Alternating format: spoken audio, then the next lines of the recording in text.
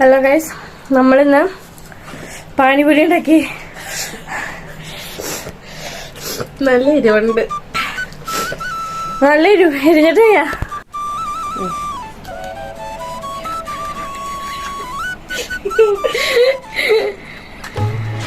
അത് നമ്മൾ കുറച്ച് മസാല ഇട്ടു.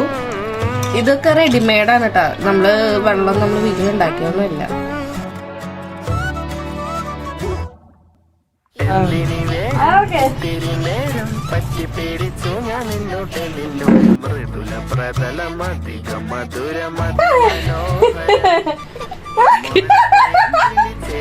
ഇതെന്താ കഥകളിയാണോ അവിടെ?